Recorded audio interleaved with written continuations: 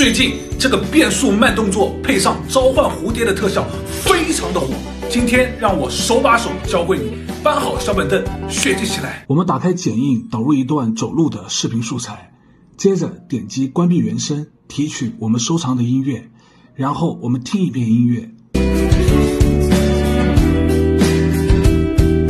我们在降速卡点的位置添加文字，方便后期的变速。